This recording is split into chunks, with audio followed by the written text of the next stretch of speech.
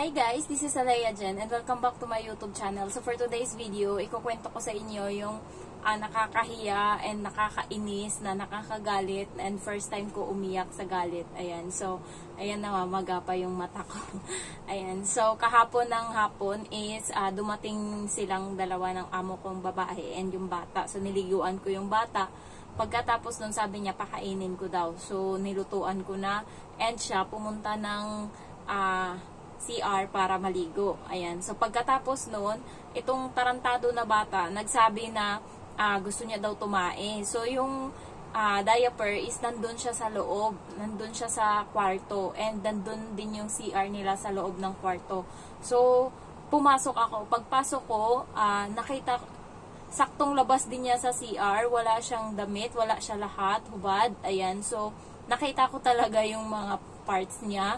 Ayan, so yung una kong nakita is yung baba kasi mabuhok. Ayan, so napasigaw ako and tumalikod ako kaagad. Sabi niya sa akin, bakit ka pumasok? Sabi niya ganun. Sabi ko, kukuha kasi ako ng diaper kasi magtatae nga yung bata. Sabi niya, meron dun sa labas. Sabi ko, wala na, ubos na. Tapos, sa karamihan kasi na nangyayari ganyan, muntik-muntikan lang nung nakaraan, muntik ko na din makita. And pinagalitan niya yung bata kasi yung bata binubuksan yung pinto sa sa CR na nandun siya naliligo and nakasunod ako sa bata minsan kasi nung nakaraan walang panty yung bata, susuotan ko. So nakita ko mukha niya lang, so okay pa yun. Pero kahapon talaga buo na talaga yung nakita ko and medyo nagalit ata siya noon. And hindi niya lang ako mapagalitan kasi wala naman ako talagang kasalanan. Hindi kasalanan ko ba, bukas yung pinto. And maliban sa pinto na yun na bukas, nandun din may pinto din yung CR na pwede niya ding isarado and lumabas siya, bukas yung pinto. Pwede ko namang katukin kung in case na sarado, ibukas. Ayan, so kaya nakapasok ako. Ang nangyari is hindi niya ako mapagalitan and then inantay ko muna siyang lumabas kasi nga kukuha sana ako ng diaper. So inantay ko siyang lumabas and then nagmamadali siya lumabas. Chinek niya nga kung mayroon pang diaper doon sa may namin, lagayan dito sa labas and wala na. So hindi niya ako mapagalitan, tahimik siya. And then sabi niya lagyan ko daw ng marami, sabi niya ganun. Sabi ko oo. And then kumuha na ako sa loob. So medyo nahihiya ako, nakayuko lang ako and medyo guilty kahit nasabihin mong hindi ko naman kasalanan. Pero ano ba, yung pakiramdam na na nagigilty ka or parang hindi mo maintindihan yung nararamdaman mo. And then, siya siguro nagagalit na nahihiya na hindi ko alam kung anong nararamdaman niya. So, kumakain yung bata and then pinakain ko. Tsaka maya-maya lumabas siya kasi pumasok siya uli ng kwarto. And then, paglabas niya is kinausap niya yung bata. Ewan ko anong sinasabi niya sa bata. Hanggang sa yung bata umiyak and nagsabi yung bata na, Jen, pwedeng parang ganun lang, pwedeng tapos kinat niya, sinaway niya yung bata. Ayan, siguro sinasabi niya sa bata na ganun yung nangyari, ganun.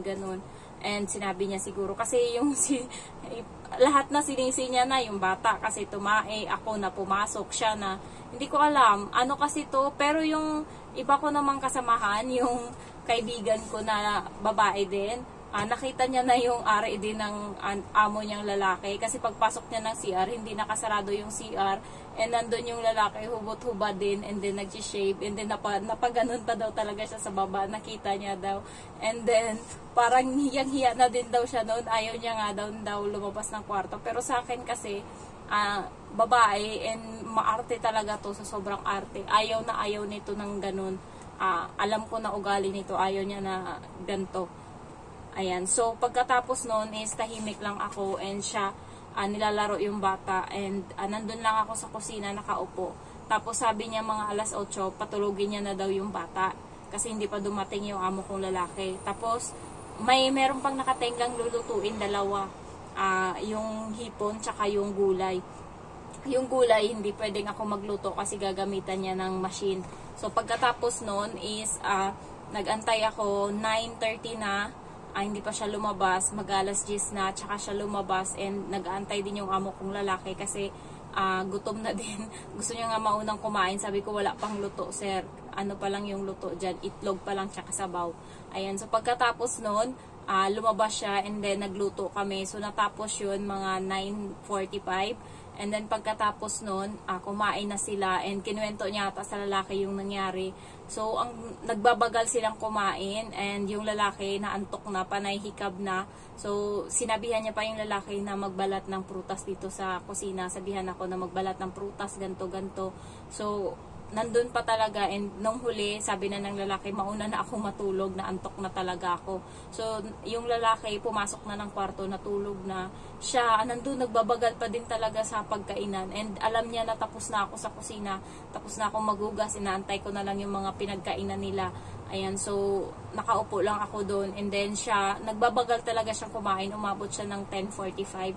So tapos noon, sabi niya sa akin, tapos na daw siya kumain. So niligpit ko, pero may natira pang prutas, so hindi ko pa talaga tapos linisin yung mesa. Tapos noon, mga siguro 5 minutes, lumabas uli ako, tapos na siya kumain ng prutas. And tinanong ko siya kung ano yung lulutuin para bukas, kasi maaga akong gumigising kasi may pasok yung alaga ko, tsaka yung amo kong lalaki. So nilulutuan ko yan sila ng tanghalian, kanin, and then ulam. Ayan, so sabi ko sa kanya anong lulutuin. Sabi niya mamaya niya daw sasabihin. Ano na guys, 11:00 na. So ano na talaga ako. Alam ko na nananadya na talaga siya. Sinasadya niya talaga kasi pwede niya namang sabihin agad, mamaya niya pa daw. So hinayaan ko siya, nagugas ako sa kusina, and then natapos ako mga 11:10, pero hindi pa rin niya sinasabi sa akin. Nakaupo lang siya dun sa sofa, nanonood ng TV, ng laptop. Ayan, so ako sa kusina, paiyak na, naiinis na ako kasi first time to nangyari. Hindi pa ako umabot ng 11:30 sa kusina na walang ginagawa, and then may inaantay. So pagkatapos nun, hinayaan ko lang siya. Nagsiselfone ako, sinasabi ko sa kapatid ko yung nangyayari, and medyo napapaiyak na ako. Alam ko na kasi na sinasadya niya. And then, alam ko naman na yung lulutuin, pero tinatanong ko sa kanya kasi para sure. And then, ang nangyari, mga 10:30, pumasok siya sa kusina, and sinabi niya sa akin yung lulutuin. Alam niyo ba, yung sinabi niya na lulutuin is yung baboy na kailangan matigas pa. So, kailangan mo pa siyang palambutin, and then, mahirap pa siyang tanggalin kasi sipak-sipakin mo pa siya. Kasi 2 peraso lang yung pinapaluto niya, magkadikit yun, tapos nag-a-ice talaga 5 peraso. So kailangan ko pang antayin yun, napapailing na talaga ako. Nakikita niyo na ata yun sa CCTV.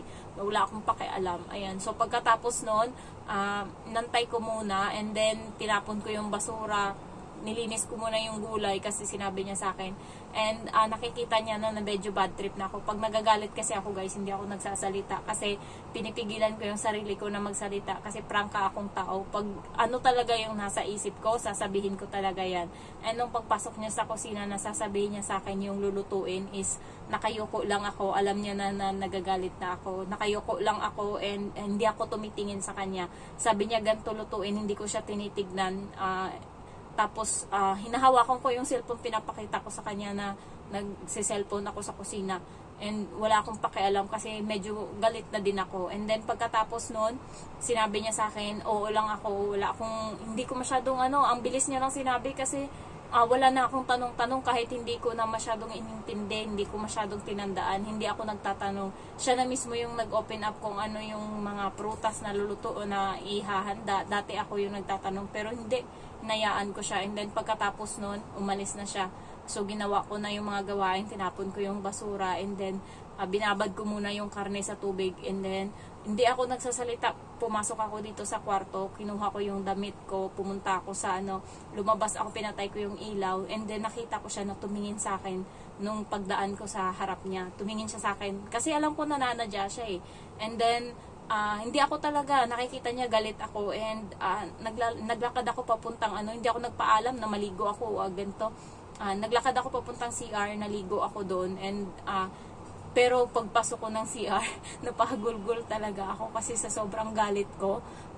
Kasi ako, prangka, kahit yung nung sales lady ako sa Pilipinas, pag nagagalit ako sa customer, kung lumalaban talaga ako. Kaya dito, pinipigilan ko muna yung sarili ko. And then, napapaiyak. Hindi talaga ako iyakin kasi lumalaban ako pero dahil sa galit mo na hindi mo malabas-labas, mapapaiyak ka na lang talaga. Anong oras na kasi? Alas 12 na. Tapos gising ko kinabukasan, alas 5. Ayan. So, konti na lang. And, pagkatapos ko noon, magulgul muna ako konti. And then, kinalma ko yung sarili ko, naligo ako. And then, lumabas ako. Paglabas ko, binitbit ko yung damit ng bata. Nilagay ko dun sa tabi niya kasi nandun yung lagayan na para sa damit ng bata kinabukasan. Ayan, hinanda ko doon. Pumunta ako sa kusina. Medyo lumambot na yung karne. Tapos, minarinate ko siya ngayon. And then, tapos ko na din, tinanong ko siya kung gagamit pa siya ng tubig kasi papatayin ko na yung heater. Tapos sabi niya hindi. Tapos, pagkatapos nun, sinabihan ko siya, may kailangan ka pa ba? Ginanon ko siya. Sabi niya, wala na daw. Sabi ko, matutulog na ako. Sabi ko, ganun. Tapos pagpasok ko dito sa kwarto, nagkwento ako sa kapatid ko, naririnig niya siguro sa labas. Tapos, dati hindi ko pinaparinig sa kanya pag binubuksan ko yung aircon, pero kagabi binuksan ko talaga kahit naririnig niya. And then, naririnig niya na nagrereklamo ako sa kapatid ko, and naririnig niya ata na nagsasalita ako na birthday ko, hindi niya binayaran, gumanon ako, and naririnig niya yung birthday leave na sinasabi ko, and medyo umiiyak kasi ako nung sinasabi ko yun sa kapatid ko. Ayan, so medyo na-present up ako, pero 4 hours lang yung tulog ko kasi alas 5 gising na ako. Pero yung galit ko is nandito pa talaga, and hindi ko siya masyadong pinapansin. Sabi ng kaibigan ko, lumaban daw ako kasi takot din naman daw sila. Sabi ko, pagka sa susunod, masigawan niya ako, hindi talaga ako magtitimpi. Lalaban talaga ako. Sabihin ko sa kanya, ibalik niya ako sa Pilipinas at siya gumising siya ng alas 5 ng umaga, gawin niya yung mga ginagawa ko, ipapagawa ko sa kanya lahat yan. Sasabihin ko sa kanya, hindi pa expire yung ID ko sa mall, pwede pa akong pumasok, and nandun pa yung company ko nag-aantay sa akin. Ayan. So, naiinis lang talaga ako, and gusto ko lang i-share sa inyo. Hindi ko naman kasalanan kung nakita ko siyang nakahubad, diba? Wala akong kasalanan. And gumaganti talaga siya, pero yun lang kasi yung way niya para makaganti sa akin, kasi wala na siyang ibang paraan para mapagalitan ako, kasi wala naman siyang igagalit sa akin. Kaya parang yung katawan niya nahubad, naging useless na walang katarungan kung nakita. Yung parang ewan ko sa kanya anong hanas niya dun, pero bad trip talaga siya, and pinipilit niya lang itimpi yung sarili niya. So ngayon hindi ko siya masyadong pinapansin, hinayaan ko siya, basta gagawin ko lang yung trabaho ko. 3 months pa lang ako, guys, kailangan ko pang magpagawa ng bahay, and ngayong sahod ko makakabili pa lang ako ng kabilya na 40 pieces, and makakabili ako ng baka na sarili ko na talagang hayop. So nagpupundar pa lang ako. Siguro pag ginawa niya to sa akin, 5 months sunod pa, and makakarinig ako ng sigaw, baka mapatulan ko siya, at baka ako na mismo yung mag-resign ng sarili ko dito pag nakaipon na talaga ako. Kaya ngayon magtitiis muna tayo, kasama to sa sa binayaran sa atin. So if you're new to my channel, guys, don't forget to like, to comment, and then to subscribe. Thank you so much for watching. Bye bye. Na-share ko lang.